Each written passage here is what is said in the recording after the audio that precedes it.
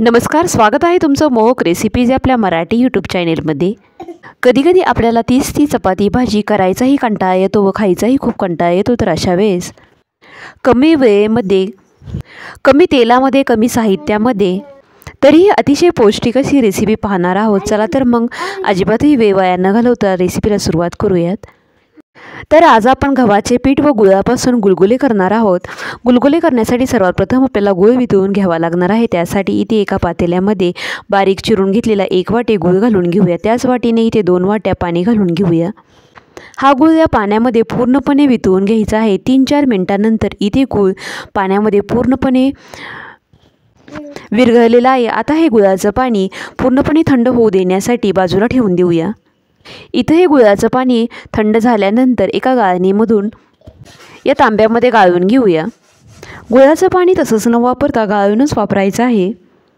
गुलगुल्यांचं मिश्रण बनवण्यासाठी ज्या वाटीने आपण 1 वाटी गूळ घेतला होता त्याच वाटीने इथे 1.5 वाट्या गव्हाचं पीठ घालून घेऊया। गुलगुल्यांची चव वाढवण्यासाठी यामध्ये 2 चमचे बेसन पीठ घालून घेऊया।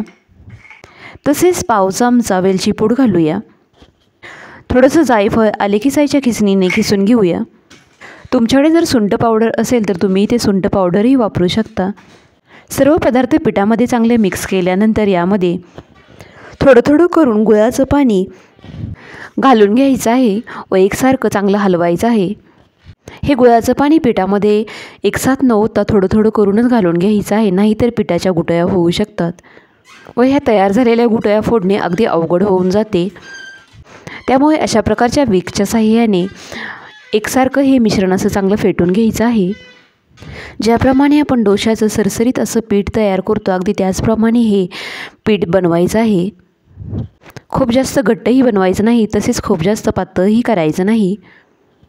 इथे मी सर्वच गुळाचं पाणी वापरलेलं आहे, परंतु तुम्ही अंदाज घेतच पाणी वापरायचं आहे। तुम्ही लगेचच याची गुलगुली करू शकता, परंतु मी हे पीठ 10 मिनिटासाठी तरी भिजत ठेवणार आहे।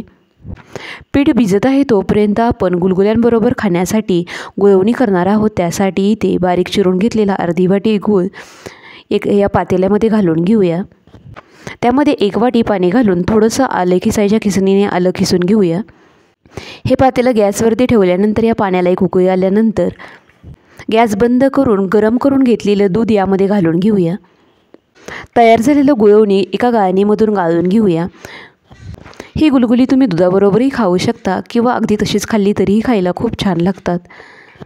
10 मिनिटांनंतर गुलगुले करायला घेऊया। त्यासाठी इथे एक तवा गरम करत ठेवलेला होता। तवा चांगला गरम झाल्यानंतर तव्याच्या सर्व बाजूने असं थोडंसं तेल सोडून घेऊया। आता अर्ध फुलपात्र यातील मिश्रण घेऊन असं कडेकडेने सोडून घ्यायचं आहे व थोडीशी गरज वाटली तर 4 बोटाच्या मदतीने चांगलं पसरवून घ्यायचं आहे। तुम्हाला जेवढं पातळ हवं आहे तेवढं तुम्ही इथे करून घेऊ शकता।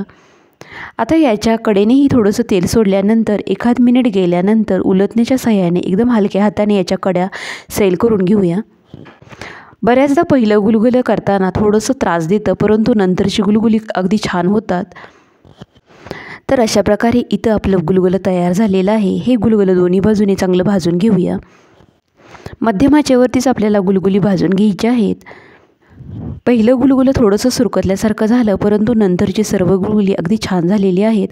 अशाच प्रकारे राहिलेली सर्व गुलगुली तयार करून घेऊया। इथं या एवढ्या पिठापासून जवळपास 8 गुलगुली तयार झाली होती, परंतु आत्ता मी इथे निम्मीच गुलगुली बनवलेली आहेत। दुसरे गुलगुलेही दोन्ही बाजूने चांगलं भाजून घेऊया। अशा प्रकारच्या थोड्याशा खराब झालेल्या तव्यावरच गुलगुली छान तयार होतात। खूप घासून पुसून घेतलेल्या तव्यावरती गुलगुली केली तर गुलगुले तव्याला चिकटतात। तर अशा प्रकारे एकदम मऊसूद अशी आपली ही गुलगुली तयार झालेली आहेत। मोठ्यांनाच नाही तर लहान मुलांना जरी तुम्ही अशा प्रकारची गुलगुली करून खायला घातली तर त्यांना ती नक्कीच आवडतील। तर तुम्ही इथे पाहू शकता एकदम मऊसूद अशी आपली गुलगुली तयार झालेली आहेत। व्हिडिओ आवडला असल्यास व्हिडिओला लाईक करा, शेअर करा आणि चॅनेलला सबस्क्राईब करायला विसरू नका। धन्यवाद।